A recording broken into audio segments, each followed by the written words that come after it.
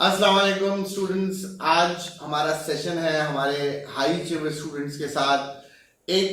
आप सब लोगों ने देखा होगा दिसंबर अटेम्प्ट 2022 का रिजल्ट अनाउंस हो चुका है और एक स्टूडेंट्स में क्यूरियोसिटी है, वो जानना चाहते हैं कि ये जो बच्चे टीएसए के जो हाई अचीवर्स हैं 90s में स्कोर कर रहे हैं, स्किल मॉड्यूल के लेवल पे भी 90s में स्कोर कर रहे हैं, तो इसके पीछे क्या राज है, क्या बेसिकली पॉइंट्स होते हैं जिसपे ये जो है वो फोकस करके इतने अच्छे मार्क्स स्कोर करते हैं। हमारे दरमियान हमारे आज 8 स्टूडेंट मौजूद हैं और अल्हम्दुलिल्लाह ये सारे के सारे 8 स्टूडेंट्स ने 90 प्लस मार्क्स हैं, 90 और अबव मार्क्स स्कोर किए हैं इन फाइनेंशियल रिपोर्टिंग पेपर और कुछ और पेपर्स में भी ये आपको अपने इंट्रोडक्शन देंगे। तो हम स्टार्ट करते हैं। सबसे पहले हफ्सा हमारे साथ मौजूद है। हफ्सा, आप बताइए अपने बारे में थोड़ा सा और अपने स्कोर्स के बारे में। मेरा नाम हफ्सा खान है और मैंने एफआर के एग्ज़ाम में 91% स्कोर किया था।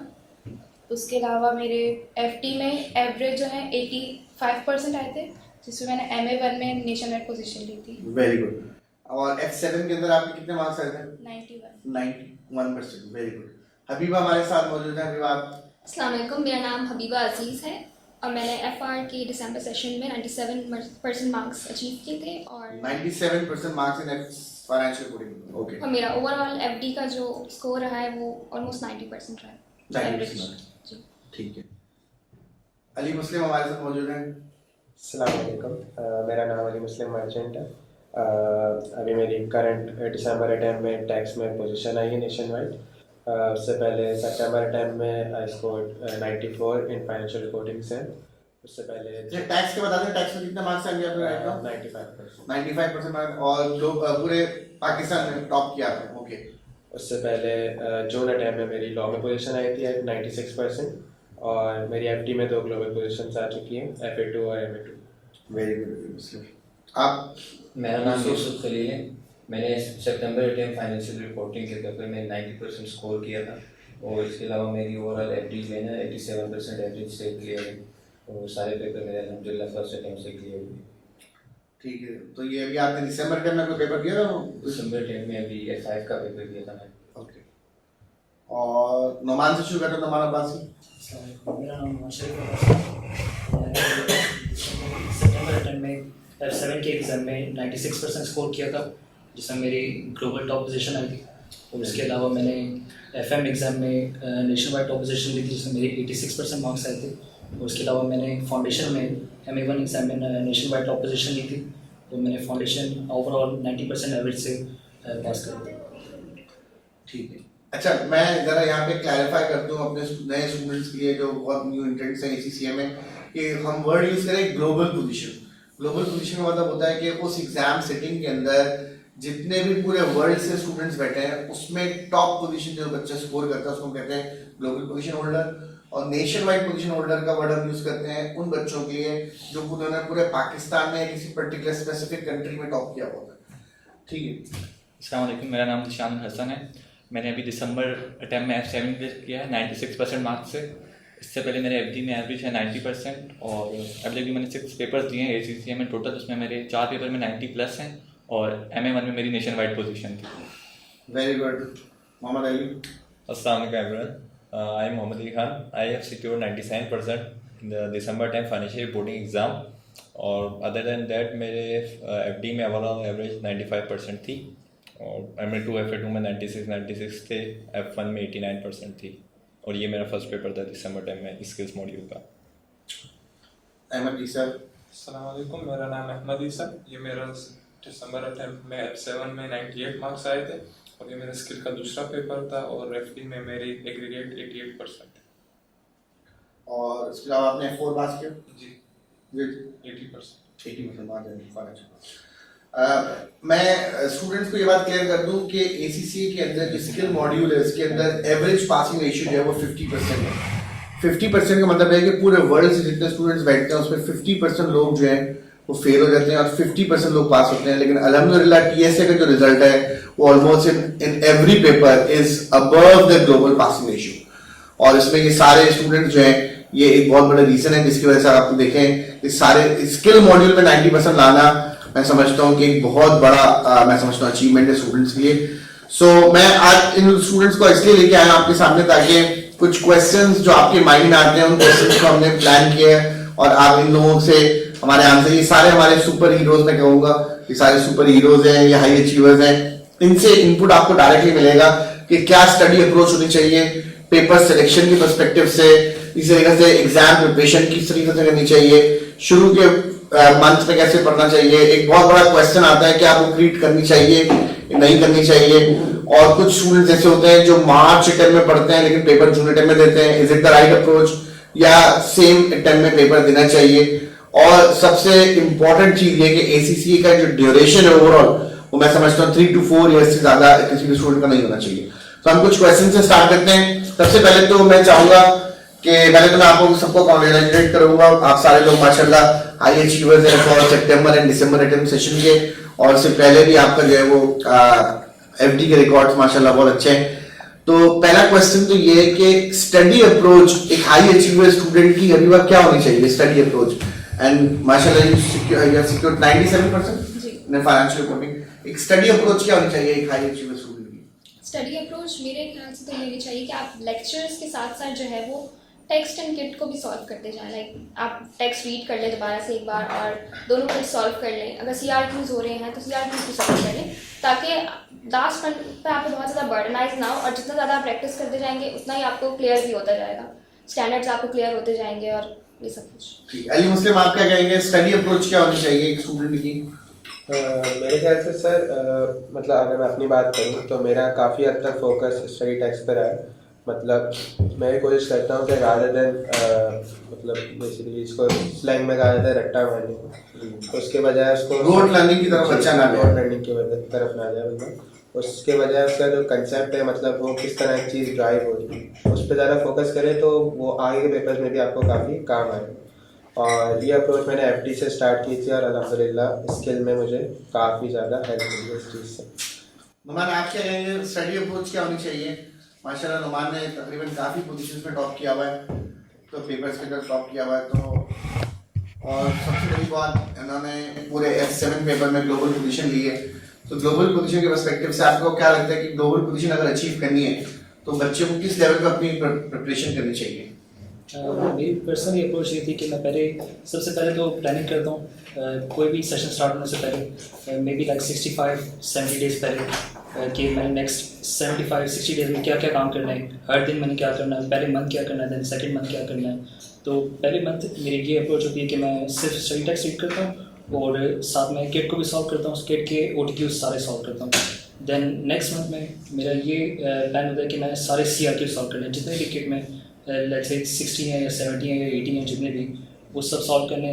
देन उसके बाद किट को दोबारा सॉल्व करना है सेकंड टाइम। अगर किसी को ग्लोबल पोजीशन अचीव करनी है तो ये उसको करना चाहिए कि दो बार किट को सॉल्व कर ले और 2 बार स्टडी टेक्स्ट को भी रीड कर ले। तो पर्सनली मैंने 2 बार स्टडी टेक्स्ट रीड करी, मैंने 2 बार किट को भी सॉल्व करा, देन मैंने सारे आर्टिकल्स भी रीड करे इसी के वेबसाइट पे, और उसके अलावा मैंने किट को पूरा सॉल्व करा और स्टडी टेक्स्ट भी 2 बार। एसीसी रिसोर्सेज में आपने जो एग्जामिनर्स रिपोर्ट वगैरह है वो आप लोगों में से कोई कंसल्ट करता है? एग्जामिनर्स रिपोर्ट आप लोग एसीसी रिसोर्सेज के अंदर से, ठीक है। दिशान से पूछते, दिशान आप मुझे बताएं कि फाइनेंशियल रिपोर्टिंग के अंदर माशाल्लाह आपने 95% मार्क्स स्कोर किए, 96% मार्क्स स्कोर किए, तो इतने सारे 90s हैं तो ये एक नंबर आगे पीछे जो ना वो हो रहा है हमसे। तो आपको क्या लगता है कि पीएसए ने आपके अंदर क्या वैल्यू ऐड की, आप यहाँ तक जो माशाल्लाह पहुँचे हैं, और ऑब्वियसली आपका एक अपना एकेडमिक ट्रैक रिकॉर्ड होगा, उसके बाद मतलब why you have selected this qualification ACCA, और इसकी जर्नी के अंदर पीएसए ने आपके लाइफ में अभी तक क्या ऐड आपको लगता है किया होगा? जब मैंने TSA ज्वाइन किया था सबसे पहले स्टार्ट किया था FA1 और MA1 से। तो जब मैंने FA1 MA1 पढ़ा उसके बाद जब मैंने फर्स्ट पेपर दिया जिसमें मेरी फर्स्ट पेपर में नेशन वाइड पोजीशन आ गई थी 96%। इसी से स्टार्ट ही मेरा हुआ पाकिस्तान टॉप से, तो उससे मुझे बहुत कॉन्फिडेंस आया। मतलब सुना था ACC बहुत मुश्किल होता है, लेकिन जब मेरे स्टार्ट ही हुआ कि मतलब पाकिस्तान सबसे ज़्यादा मार्क्स ले लिए मैंने अपने ACC के पहले पेपर में, तो उससे बड़ा कॉन्फिडेंस मिला। और TSA ज्वाइन जो किया था वो प्लेटिनम स्टेटस है दाउन इंस्टीट्यूट इन कराची, तो इसलिए मैंने उसमें एडमिशन लिया। उसके बाद जब आके पढ़ाई स्टार्ट की, मार्क्स भी अच्छा है, तो मतलब TSA ने काफ़ी कॉन्फिडेंस दिया कि मतलब TSA के स्टूडेंट हो के आप नेशन वाइड टॉप कर सकते हैं। उससे काफ़ी कॉन्फिडेंस मिला और इसी तरह उसको आगे कंटिन्यू किया अभी स्किल्स में भी।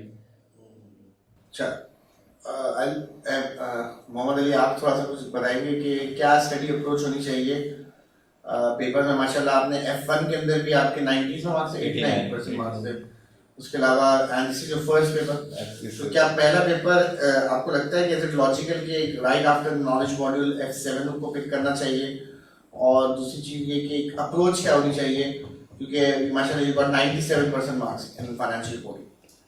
अब ये आई वुड सजेस्ट करूँगा कि ये फर्स्ट पेपर अगर कोई दे रहा है तो स्किल्स का यही है, F7 दे, क्योंकि एक तो ये F3 से इंटररेटेड है, यानी बिल्कुल ऐसा नहीं है कि जैसे F6 से टैक्सेशन है, प्रायर से आपको कोई नॉलेज नहीं होगी तो स्टार्ट से होगा, तो एक तो ये उधर से कनेक्ट होता है, और सेकंड थिंग ये इतना यानी स्किल्स का बहुत ज़्यादा टफेस्ट पेपर नहीं है, passing ratio as compare to others अच्छा है। और मेरी स्ट्रेटजी थी वो ये थी कि मैं first of all lecture revise करता था जो भी होता था, और उसके बाद मैंने बुक स्टडी टेक्स्ट रीड करी, फिर एक बार किट कर दी, फिर जैसे टेस्ट होते थे TSA के उससे पहले अगर थियोरेटिकल उसमें ज़्यादा है तो वो रीड किया, अदरवाइज मैंने किट करी और टेस्ट दे दिया, इस तरह करके फिर एंड के दिनों में मैंने रोज़ 1 या 2 CRQs करता था मिनिमम, या 2 या 3 भी किए होंगे, तो इस तरह करके आप अचीव कर सकते। अहमद ईसा से पूछते हैं। अहमद ईसा, माशाल्लाह he got 98% marks in financial reporting paper, तो आपकी अपनी स्टडी अप्रोच क्या है? और आप जो है वो बेसिकली यहाँ पे बैचलर यहाँ पे आप कहाँ से बिलोंग करते हैं? कोयटा से। तो आप कोयटा से आए, तो आप थोड़ा सा इस पॉइंट पर प्रैक्टिस से भी गाइड करेंगे। बहुत सारे बच्चे यहाँ पे आते हैं ट्रैवल करके, यहाँ पे बैचलर रहते हैं, और कोई बैचलर रहता है हमारे पास, यूसुफ भी रहते हैं, तो उनसे भी हम इनपुट लेते हैं कि उस बच्चे की लाइफ कितनी टफ होती है। ऑब्वियसली आपको बहुत सारे खाने का भी खुद बनाना है, रहना भी है, और इसी तरीके से अकेले रहना, फैमिली से दूर रहना, तो उसमें पढ़ाई कितनी मुश्किल हो जाती है, और उसमें आपने माशाल्लाह इतना अच्छा स्कोर किया है, यू गॉट 98% मार्क्स। तो आपने क्या आपकी स्टडी अप्रोच होती है और क्या मोटिवेशन होती है? What motivates you? अकेले घर में बैठ के पढ़ना, I think it's a challenge picture. मैंने F7 की ये स्ट्रेटजी की थी कि टेक्स्ट साथ लेकर चल रहा था, किट भी साथ लेकर चल रहा था, और CRQs भी साथ लेकर चल रहा था। यानी कि स्टडी तो मैं इधर ही तबालीस की लाइब्रेरी में करता था, और ये करता था कि मॉर्निंग के टाइम किट करता था, और जब 6 बजे इतने टाइम यानी कि न्यू लर्निंग नहीं हो रही होती थी तो उसमें फिर प्रैक्टिस CRQs की करता था। तो उसी की तरह से था। जो लोग यानी कि बैचलर्स रहते वो रहते, वो एक साथ मतलब एक साइड पे अगर देखा जाए तो ये भी एक मोटिवेटिंग फैक्टर होता है कि बंदा अगर घर से दूर आ रहा है और इतने मतलब हार्डशिप्स वगैरह लेके आ रहा है, तो वही आपको इंकरेज करते हैं कि मतलब मैं इसी काम के लिए आया और इसी के लिए मैंने पढ़ना है और इसी पेपर्स को निकालना है। तो उस यही स्ट्रेटजी थी और यही माइंड सेट थी। ठीक है, हफ्सा आप कुछ बताएंगे कि एक स्टूडेंट को माशाल्लाह you got 91% marks in financial reporting, तो आप कितनी देर पढ़ती थी, कितना टाइम आप लगाती थी, कितना आपने जो है वो लर्निंग की, जो माशाल्लाह इतना अच्छा स्कोर आपने किया? और बीइंग अ फीमेल स्टूडेंट क्या चैलेंजेस होते हैं ACCA, या कोई मुश्किल होती है या आसान होता है? What's your opinion? एक तो ये है कि जो लोग पूछते हैं कि कितने घंटे पढ़ा है, तो मुझे लगता है कि ना घंटे देख के नहीं पढ़ना चाहिए, बल्कि आप एक गोल सेट कर लो कि आज आपको इतना करना है, इतना सॉल्व करना है, इतना पढ़ना है, तो फिर आप उसके हिसाब से करो, आप घंटे देखकर नहीं पढ़ो। एक तो ये, और दूसरा जैसे आपने कहा कि फीमेल्स को क्या चैलेंज करना पड़ता है, तो ऐसा नहीं है कि ACCA में फीमेल्स को ज़्यादा चैलेंजेस फेस करने पड़ते हैं, ऐसा कुछ भी नहीं है। जैसे बाकी डिग्रीज है उस तरह ये भी है, और बस ये है कि आपको मेहनत थोड़ी ज़्यादा करनी पड़ती है अच्छे मार्क्स लेने के लिए। Consistency I think is more important जी, और हार्ड वर्क भी करना चाहिए ऑब्वियसली, लेकिन स्मार्ट वर्क भी होना चाहिए, क्योंकि बहुत सारे बच्चे होते हैं वो कहते हैं हम सुबह से शाम तक पढ़ते हैं लेकिन आउटपुट नहीं आता, रिजल्ट नहीं आता। इसका मतलब कि डायरेक्शन का प्रॉब्लम है, तो कोई ऐसी चीज़ है। अच्छा, यूसुफ से बात करते हैं। यूसुफ, आपसे अभी तक हमारी बात नहीं है ना? आप तो बताइए कि आपको क्या लगता है कि आपके माशाल्लाह you got 90% marks in financial reporting paper and you full cleared all the papers in first attempt, so what you think कि एक नॉर्मल स्टूडेंट, क्योंकि ऑब्वियसली आप लोगों के दोस्त होते होंगे बहुत सारे ना, फ्रेंड्स हैं, आपको नजर आता है कि मेरे दोस्त है ये पास नहीं हो पा रहा, या ये पेपर दे रहा है तो कम मार्क्स आ रहे हैं, मैं पेपर दे रहा हूं तो ज्यादा मार्क्स आ रहे हैं और 90s में स्कोर आ रहा है, वो स्टूडेंट्स नॉर्मली क्या गलतियां करते हैं, क्या मिस्टेक्स आपको लगता है कि करते हैं? कि आपके फ्रेंड्स होंगे, जैसे आपने देखा होगा बैच स्टार्ट होता है FD का तो 40 तक स्टूडेंट्स होते हैं, स्किल में आते आते जो ना वो 50% बच्चे रह जाते हैं और फिर आगे प्रोफेशन में आते आते और बहुत सारी चीजें चेंज हो जाती हैं। तो वो स्टूडेंट्स क्या गलती कर रहे होते हैं, क्या मिस कर रहे होते हैं कि वो जो है वो पास भी नहीं हो पा रहे, और या अगर पास हो रहे तो बहुत लो मार्क्स से स्कोर पास कर रहे हैं, और हम लोग जो है नॉर्मल अभी आप लोग जो है वो माशाल्लाह 90s में स्कोर करें। क्या आपको लगता है बॉस? सर एक्चुअली जो एससीसी के पेपर थे तो उनके लिए 1 महीने का 2 महीने का टाइम ही गए, मतलब इतना ज़्यादा टाइम नहीं गए। और मेनली मैंने जितने भी लोगों से मतलब दोस्तों से बातचीत हुई तो वो ऐसे करते कि जब 1 महीना गुजर जाता है, कोर्स का बर्डन आ जाते तो वो तब से ज़्यादा पढ़ाई स्टार्ट करते डे 1 से स्टार्ट नहीं करते स्टडीज। तो मैंने हमेशा से इससे किया कि डेली का काम मैं डेली करता था, तो मुझे हार्डली 2 घंटे लगते हैं, मतलब मैंने कभी इतना ज़्यादा नहीं पढ़ा कि 5 घंटे 8 घंटे, वो आखिरी दिनों में बंदे 2 आवर्स पर डे आप कह रहे हैं पढ़ना, लेकिन कंसिस्टेंसी के साथ। जी सर, बस एक प्लानिंग होती कि ये गोल ये करना है, मैंने ये पढ़ना है आज। तो मतलब मेरा ये होता है कि मैं आज नहीं सोऊंगा जब तक अगर ये टॉपिक मैंने क्लियर नहीं किया है, ये अपना क्लियर करूँगा कॉन्सेप्ट जितने भी जहाँ से भी है ये करके फिर जो है ना बाकी काम करूँगा। मतलब ये मेन बात है कि प्रायोरिटाइज करनी चाहिए अपनी पढ़ाई को पहले, और डे 1 से जो है ना स्टडी करनी चाहिए बंदे को, तो काफ़ी हेल्पफुल है। अच्छा, इस पॉइंट पे कोई ऐड करेगा आप में से कोई भी कि ये नॉर्मल स्टूडेंट, बहुत सारे स्टूडेंट्स क्या मिस करते हैं, और जो चीज़ आप लोग पिक कर रहे हैं और आप माशाल्लाह 90s तक जा रहे हैं, एक नॉर्मल स्टूडेंट, बहुत सारे स्टूडेंट्स जो हैं जो नहीं पिक कर पा रहे हैं, पॉइंट ऐसा आपको लगता है जैसे आपको लगता होगा यार ये मेरा फ्रेंड है लेकिन ये वो नहीं कर रहा जो मैं कर रहा हूँ, तो आपको ऐड करना चाहिए इस बारे में कोई पॉइंट? मैं एक बात करना चाहूँगा। मेरे काफ़ी दोस्त जिनके मार्क्स काफ़ी कम आते हैं, मतलब कुछ अक्सर मैंने देखा है मेरे दोस्त, मतलब मेरे अल्हम्दुलिल्लाह निकल जाते हैं पेपर और उनका रुक जाता है। उसकी वजह मुझे ये लगती है कि यूजुअली हम क्लास में तफरी मजाक वगैरह कर रहे होते हैं, तो वो सब साथ कर रहे होते हैं, लेकिन मैंने अपना एक गोल सेट किया हुआ है कि जैसे अगर क्लास में मैं मतलब जो कंपनसेट करता हूँ घर जाके उसकी पढ़ाई, अगर आपका एक लाइफ में बैलेंस मेंटेन है, मतलब आपको पता है कि आपने ये अचीव करना है, हर 3 महीने में एक पेपर निकालना है, ठीक है, तो आपका मेन गोल वो होना चाहिए। सारी चीज़ें बैलेंस रख के अगर बंदा चले तो मेरे ख्याल से एसीसी इतना मुश्किल नहीं है। अगर आप एक चीज़ की तरफ ही निकल जाओ, मतलब तफरी मजाक या सिर्फ पढ़ाई की तरफ भी निकल जाओ, तो आप मेरे ख्याल से मतलब एलिमेंट अपना लूज़ कर रहे होते हो लाइफ में। तो मेरे हिसाब से सबसे इम्पॉर्टेंट चीज़ कंसिस्टेंसी के साथ साथ बैलेंस होना, फोकस भी हो और बैलेंस भी हो सारी चीज़ें से। अच्छा, ये भी बहुत सारे बच्चों की कंप्लेन आती है कि सर हम पढ़ते भी हैं, टाइम भी बहुत इन्वेस्ट करते हैं, फिर भी आउटपुट नहीं आ रहा।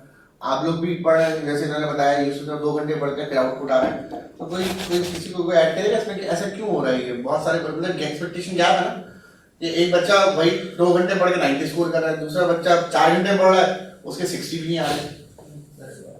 इफेक्टिव स्टडी करनी चाहिए, मतलब अगर 4-6 घंटे आप करें लेकिन साथ टीवी ऑन है या मोबाइल साथ रखा हुआ है तो वो 4-6 घंटे का फायदा नहीं है।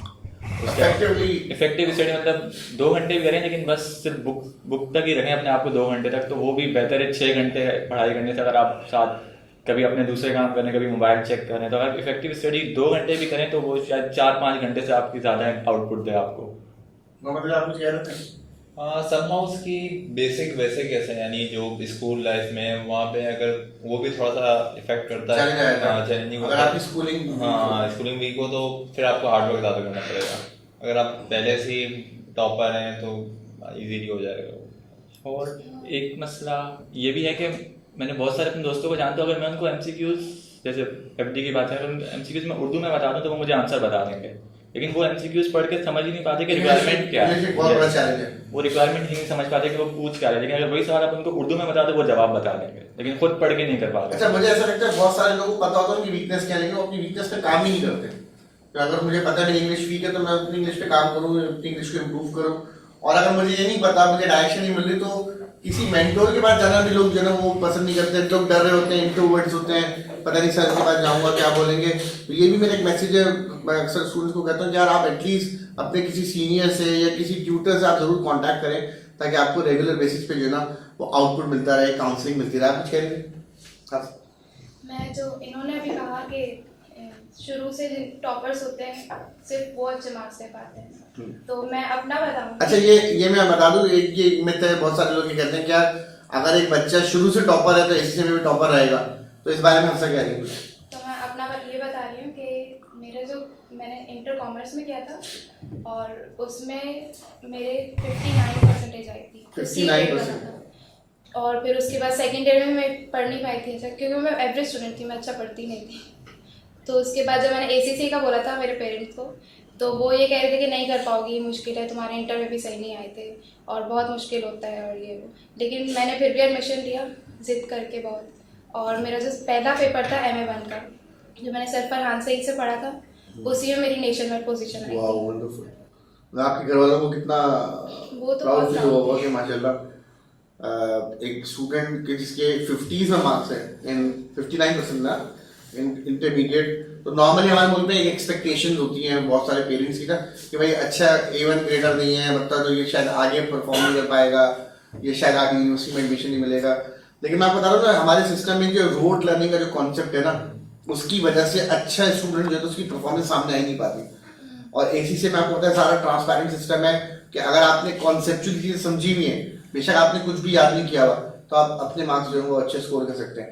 अच्छा, ये भी एक बहुत सारे स्टूडेंट्स का कंफ्यूजन है कि मैं प्री मेडिकल बैकग्राउंड का हूँ तो मैं ACCA नहीं कर सकता, मैं प्री इंजीनियरिंग बैकग्राउंड का हूँ तो मैं ACCA नहीं कर सकता, कॉमर्स वाले ही कर सकते हैं। तो आप में से कोई नॉन कॉमर्स बैकग्राउंड का है हमारे दरमियान? कौन आप कहाँ से? प्री इंजीनियरिंग प्री इंजीनियरिंग से किया आपने? तो ये आप इस बात से एग्री करते हैं कि कॉमर्स वालों को अच्छा समझ में आता है, नॉन कॉमर्स वालों को समझ में नहीं आता? नहीं सर, ये तो इंटरेस्ट पे डिपेंड करते हैं। एक्चुअली मैं जब प्री इंजीनियरिंग मैंने किया तो मेरा शौक था कि मैं आर्मी में जाऊंगा, और वहाँ से मैं ट्वाइस नॉट रिकमेंड हुआ आर्मी से। फिर ACCA का या कॉमर्स पे इसका मुझे कोई शौक नहीं था कि मैंने जो है ना अकाउंटिंग की फील्ड में इस तरफ पे जाना है। फिर जब मैं यहाँ पे आया तो मतलब मैंने इंटरेस्ट अपना बिल्डअप किया यहाँ पे, और अच्छे से मैं परफॉर्म कर रहा हूँ। गली में से आप कहाँ से? सर मैं तो खैर समझते में गया, मतलब पहले बायो में गया था, तो गए थे प्री मेडिकल। हाँ भाई, ठीक है। उसके बाद फिर प्री इंजीनियरिंग ज्वाइन किया, लेकिन उस वक्त तक कोई वो नहीं था, मतलब इंटरेस्ट खुद नहीं था, बस जिस तरफ जा रहे चलते जा रहे। लेकिन इत्तेफाक से मेरी एंट्री, मतलब मैंने ज्वाइन किया अकाउंट्स में, कॉमर्स लिया, तो अल्लाह का शुक्र है उसमें इंटरेस्ट, मतलब मैंने फाइंड कर लिया कि हाँ ये वो फील्ड है जिसमें मुझे प्रोफेशनल करना है। तो मेरे हिसाब से सबसे मेन चीज़ वही होती है कि आपका अपना इंटरेस्ट क्या है। कि स्टूडेंट इवन ब्राइट स्टूडेंट भी हो, अगर उसका इंटरेस्ट एक फील्ड में नहीं है तो वहाँ पे नहीं परफॉर्म कर पाएगा। आप हबीबा कॉमर्स बैकग्राउंड, आप भी कॉमर्स हो सब? तुम्हारा? मैं medical background, medical background, pre medical background. College में 56% दिए थे 56%? और फर्स्ट ईयर में मैं फेल था 2 एग्जाम्स में। ओहो, और आपने ACCA में ग्लोबल पोजीशन अचीव की? जी, और मैंने मेडिकल लिया था पेरेंट्स के कहने पे। मेरा इंटरेस्ट शुरू से बिजनेस स्टडीज़ में था, लेकिन यहाँ पे ACCA में आने के बाद भी मुझे काफ़ी हार्ड वर्क करना पड़ा ये सारी पोजीशंस के लिए। मेरे ख्याल से हार्ड वर्क सबसे ज़्यादा इंपॉर्टेंट है, बाकी वो चीज़ें मैटर नहीं करती कि कौन से बैकग्राउंड से स्टूडेंट आ रहा है।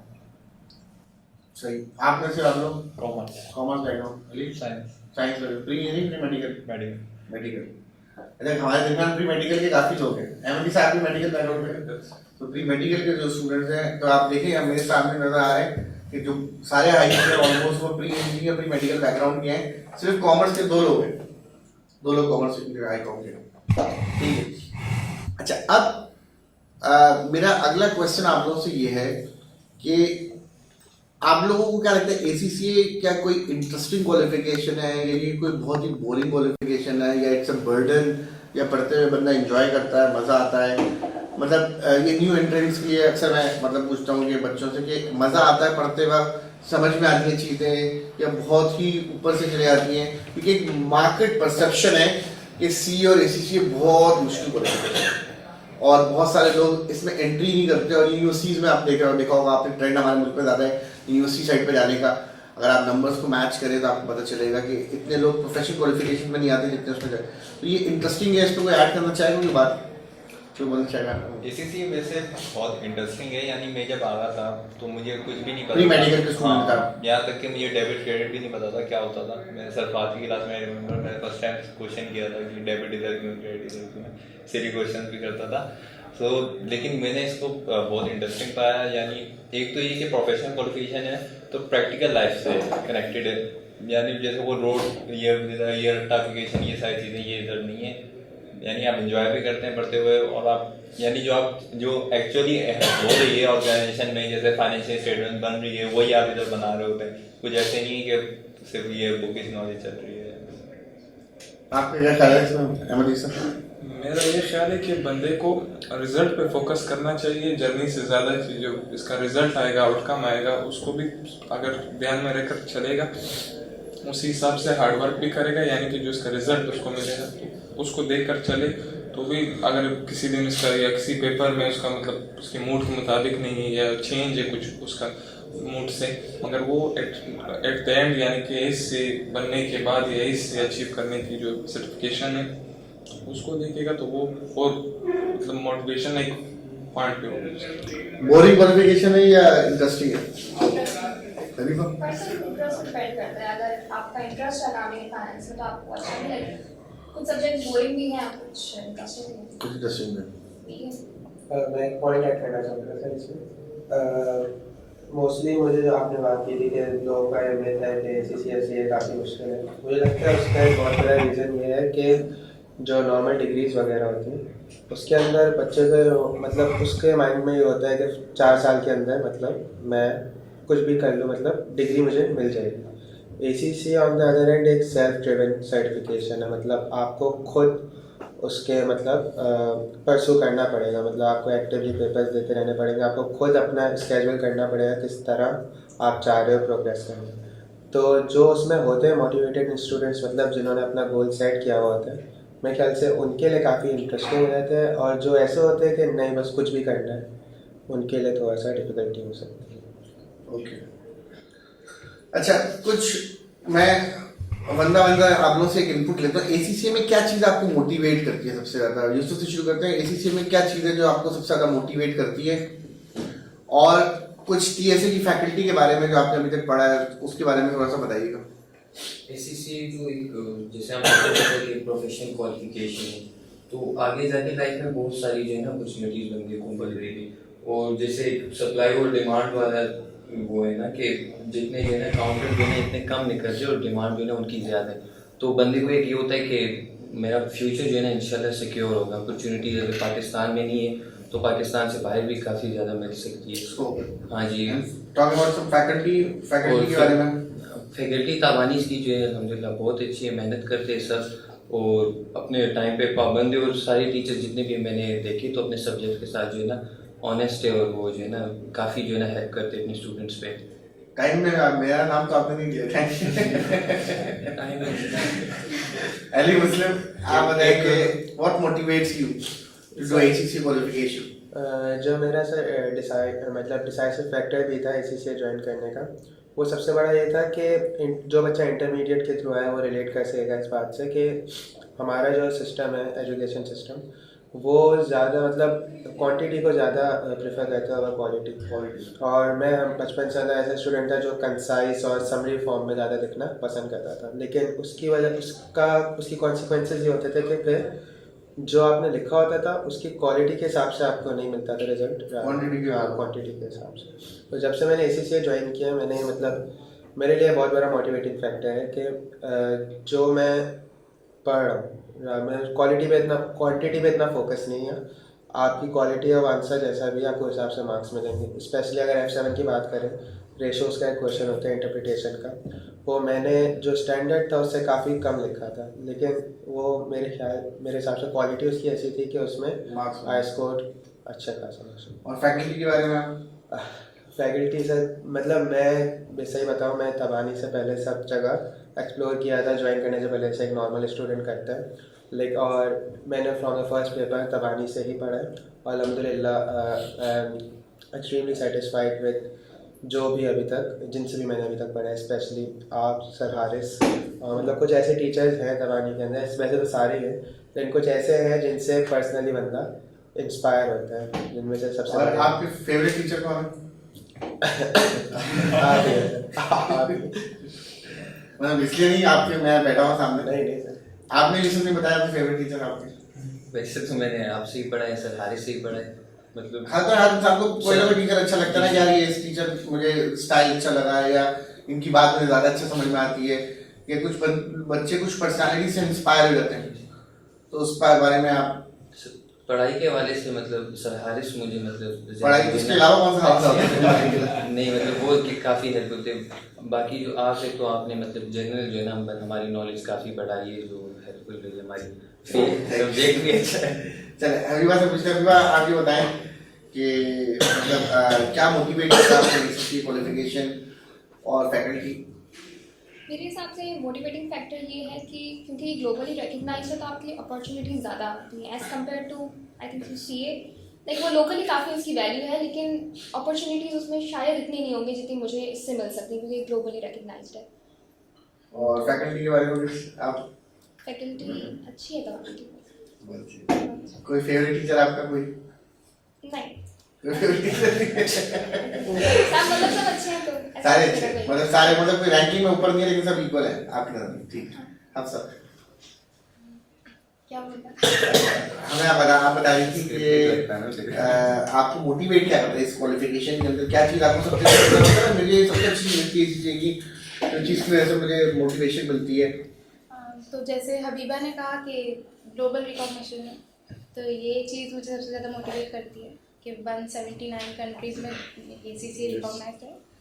और दूसरी चीज़ जो आपने फेवरेट टीचर का पूछा, वो मैं ये कहूँगी मेरे 2 फेवरेट, वैसे तो सारे टीचर्स मुझे पसंद हैं लेकिन जो 2 मेरे फेवरेट टीचर हैं वो सर हमाद और सर फरहाद से, ये मेरे ऑल टाइम फेवरेट। तीन मेरे 3 वोट क्यों मिल गए?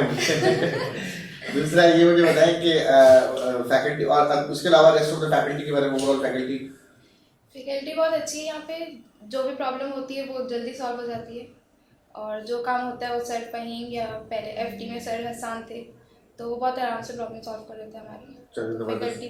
तो अहमद ईसा से शुरू करते हैं, सर जल्दी जल्दी करते ताकि हम अपनी बात को समझ करें। क्योंकि सब टीचर्स अच्छे, ड्रॉबैक्स वगैरह तो सब मतलब हर जगह होती है, उसके हवाले से सारे टीचर्स अच्छे और फैकल्टी अच्छी और मैनेजमेंट भी। आपके कोई फेवरेट टीचर है? सब इक्वल है, सब इक्वल। अच्छा, ये क्या आपको मोटिवेट क्या करते हैं इससे? What motivates you to do ACCA qualification? मतलब एक तो होता है शुरू में मैंने एडमिशन ले लिया लेकिन अब कंसिस्टेंट बेसिस पे मुझे एक चीज़ है जो मोटिवेट करती है।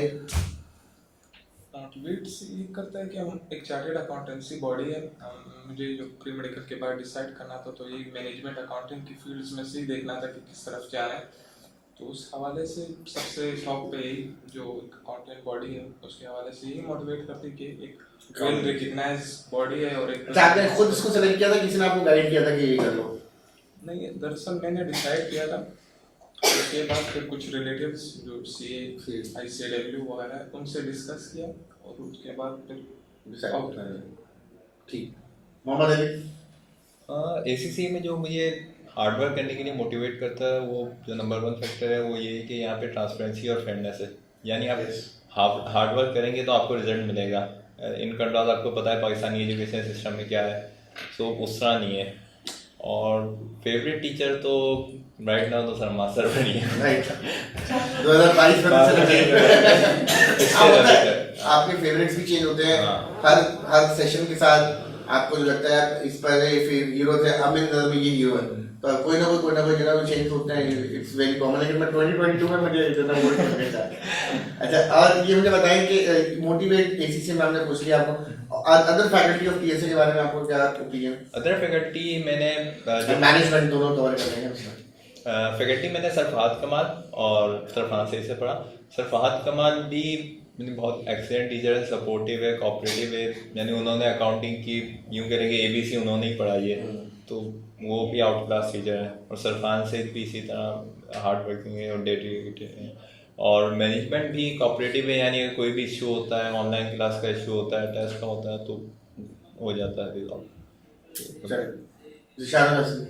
मैंने जो ACCA में आने का फैसला किया था वो मुझे हमारे कॉलेज के प्रोफेसर थे सेकंड ईयर में, सर आरिफ अलवी, उन्होंने हम बहुत मोटिवेट वो करते थे कि कुछ भी हो जाए आपने प्रोफेशनल क्वालिफिकेशन में जाना है, BCom BBA नहीं करना। मतलब उन्होंने माइंड बनाया था कि CA ACCA कहाँ से किया था आपने ये गवर्नमेंट कॉलेज फॉर्मल, वो वहाँ पे टीचर थे? वहाँ पे फर्स्ट ईयर सेकंड ईयर में वहाँ में पढ़ाते थे इकोनॉमिक्स। अच्छा, फर्स्ट ईयर में इकोनॉमिक्स और फिर आगे स्टेट्स। वो सर आरिफ ने माइंड बनाया था कि प्रोफेशनल क्वालिफिकेशन ही लेंगे, BCom BBA की तरफ नहीं जाएंगे। फिर मैंने 3 ऑप्शन थे ICMA, CA एंड ACCA। फिर मैंने ACCA इसलिए चूज़ किया क्योंकि इसका स्कोप पूरी दुनिया में, आपके पास अपॉर्चुनिटीज़ ज़्यादा होंगी, आप बाहर भी बहुत सारे मुल्क हैं, 180+ कंट्रीज हैं, वहाँ इसका स्कोप, इसलिए मैंने ACCA। I think ACCA is the only qualification जिसमें आपको प्रोफेशनल के साथ साथ एकेडमिक क्वालिफिकेशन लेने का भी ऑप्शन है। कि आपको डिग्री मिल सकती है BSc इन अप्लाइड अकाउंटेंसी की ऑक्सफोर्ड बुक्स यूनिवर्सिटी की, और MSc आपको मिल सकता है from the university of London. ये दो बहुत बड़े चार्म्स है कि आपको along with the professional qualification academic qualification की डिग्री मिलेगी। वरना बहुत सारे लोग इस बात पे क्रिटिसाइज करते हैं, जिनको नहीं पता होता कहता है ये तो सर्टिफिकेट है बस, तो डिग्री तो ये इट्स नॉट डिग्री। तो लोग समझते हैं सर्टिफिकेट को, हमारे मुल्क में आपको पता है बहुत सर्टिफिकेट बेचारे का जो नाम है ना वो काफी बिक चुका है, तो ये सर्टिफिकेट भी नहीं आप कह सकते, इट्स अ प्रोफेशनल क्वालिफिकेशन। और फेवरेट टीचर्स जो हैं उसके दो हिस्से कर लेते हैं, FD एंड स्किल्स। तो FD का लेक्चर बता देते हैं, उसमें मैंने सर फरहान सईद से पढ़ा था MA1 MA2 और F2, और वो मतलब बहुत ज़बरदस्त तरीके से पढ़ाते हैं मैनेजमेंट। बाकी सब भी अच्छे तरीके से पढ़ाते होंगे, लेकिन मैंने सर फरहान सईद से पढ़ा तो उन्होंने बहुत ज़बरदस्त तरीके से मतलब मैनेजमेंट अकाउंटिंग को कहते हैं ना, मतलब लव करवा दिया था मतलब से। मैनेजमेंट बहुत अच्छी लगती है मुझे मतलब। और उसके बाद स्किल्स में F7 आपसे पढ़ा, और आप फेवरेट टीचर हैं इसलिए उसकी वजह क्योंकि आप जो मोटिवेट करते हैं ना, कि कुछ टीचर्स होते हैं मतलब वो सवालों के जवाब भी सही से नहीं देते, या मतलब नहीं देते, आप बहुत मोटिवेट करते हैं कि मुझसे आके लाजमी पूछें, क्लास के बाद क्लास के पहले लाजमी आप ना आए तो आप पूछते हैं कि क्यों नहीं आए थे सवाल पूछने, तो वो बहुत अच्छी चीज़ है, इस वजह से आप फेवरेट टीचर हैं। और अदर फैकल्टीज के बारे में आप, और मैनेजमेंट में अदर फैकल्टी? हाँ, मैनेजमेंट बहुत कोऑपरेटिव है। उसके अलावा मैंने FD में सर सज्जाद से पढ़ा था, फाइनेंशियल अकाउंटिंग उन्होंने भी बहुत ज़बरदस्त पढ़ाई थी। F3 में 94% मार्क्स भी आए थे उनसे पढ़ के, और मतलब सब फैकल्टी जिनसे मैंने पढ़ा वो बहुत ज़बरदस्त है। मेरा मेजर रीज़न यही था इससे ज्वाइन करने कि ग्लोबल रिकग्नाइज बॉडी है, तो मैं चाहता था कि मैं पाकिस्तान से जब बाहर जाके मिडिल ईस्ट में रहूँ। मेरा शुरू से प्लान यही था, तो इसलिए मैंने इससे ज्वाइन करा फॉर्म्स के FSC के बाद। और बाकी मिडिल ईस्ट जाना चाहते हैं आप? और फैकल्टी में फेवरेट टीचर्स तो आप ही हैं जी, काफ़ी फ्रेंडली हैं। या तो इसलिए बोल रहा कि मैं पसंद है लोग बहुत फ्रेंडली, काफ़ी अच्छा था आपसे पढ़ के। और उसके अलावा फाउंडेशन में सर मुदस्सिर रज़ा थे नॉर्थ में, वो काफ़ी अच्छे टीचर थे, कि बहुत अच्छा लगा, उन्होंने बहुत अच्छे से सारी चीज़ें पढ़ाई। और मेरे ख्याल से एक मेजर रीज़न यही था कि मेरी जो भी पोजीशंस आ रही हैं इसमें फाइनेंशियल रिपोर्टिंग के एग्जाम्स में, तो उनका भी काफ़ी मेजर रोल है कि उन्होंने शुरू से इतना अच्छा पढ़ाया। ठीक है, चलिए thank you so much for coming today. आज के सेशन का नाम मैं समझता हूँ होना चाहिए coffee with the high achievers होना चाहिए। इसी से मैं अक्सर आपने देखा होगा कॉफी विद ट्विटर देखा होगा, coffee with the high achievers जो है आपको फर्स्ट टाइम ACCA की जर्नी में जो है वो मिला है। और तो thank you so much for coming in this session. और आज हम सेशन को यहाँ कंक्लूड करते हैं। If anyone have any query और अगर कोई हेल्प फर्दर चाहिए तो हमारे आप व्हाट्सएप के नंबर के ऊपर यहाँ लिंक शेयर हुआ होगा आपके इस वीडियो के साथ, उस पर आप कांटेक्ट कर सकते हैं हमसे। और इसी तरीके से आप ये हाई अचीवर्स स्टूडेंट हमारे सारे फेसबुक पे भी अवेलेबल है, आप इनसे भी हेल्प ले सकते हैं अगर आपको किसी पर्टिकुलर पेपर के बारे में, क्योंकि डिफरेंट पेपर्स में इन्होंने 90s में स्कोर किए हैं, तो दे नो द आर्ट कि किस तरीके से जो है वो मार्क्स गेन किए जाते हैं। अली मुस्लिम कुछ कहना चाह रहे हैं? सर मैं एक पॉइंट ऐड करना चाहूँगा बिफोर कंक्लूजन। मेरे ख्याल से सब एग्री करेंगे जो भी बैठे हैं यहाँ पे कि जब हम कोई अच्छा स्कोर करते हैं, मतलब मेरे ख्याल से सभी 90s वाले हैं, तो उसमें जितनी हमें अप्रिसिएशन मिलती है उसके पीछे काफ़ी लोग हाथ होते हैं, जैसे हमारे पेरेंट्स, काफ़ी दोस्त, कोलीग्स, फैकल्टी सबका, तो उनको इतनी अप्रिसिएशन नहीं मिलती। तो मैं Yes, that's very important. सबको थैंक्स करना चाहूँगा। ट्यूटर्स से ज़्यादा इम्पोर्टेंस आपके पेरेंट्स की है, जिन्होंने आप लोगों को यहाँ तक पहुँचाया और आपकी तरबियत की, आपको ब्रॉटअप किया। और मैं आपको अंदाज़ा शायद हो या ना हो कि कितने सैक्रिफाइसेस शायद उन्होंने किए हों अपनी लाइफ में। स्कूलिंग इतनी महंगी है हमारे मुल्क में और एजुकेशन बहुत एक्सपेंसिव चीज़ है। और ये आप समझे, मैं तो समझता हूँ कि अच्छी एजुकेशन एक लग्जरी है इस मुल्क में। अगर आपको अच्छी एजुकेशन मिली है, अच्छी तरबियत मिली है, तो ये जो ना वो एक समझता हूँ मैं एक लग्जरी है। पेरेंट्स तरबियत तो दे सकते हैं लेकिन एजुकेशन देना उनके कंट्रोल में नहीं है। So they all do their best कि एक बच्चे को मैक्सिमम अच्छी क्वालिफिकेशन दी जाए, एजुकेशन दी जाए। उसके बाद फिर बच्चा भी अगर इन रिटर्न रिवॉर्ड दे दे, मैं समझता हूँ इससे अच्छी जो ना वो कोई बात नहीं होगी। So thank you so much. और फर्दर जो है वो इंशाल्लाह हम नेक्स्ट सेशन एक और इसका रखेंगे just right after the March term result. So अपना ख्याल रखिएगा। अल्लाह हाफ़िज़।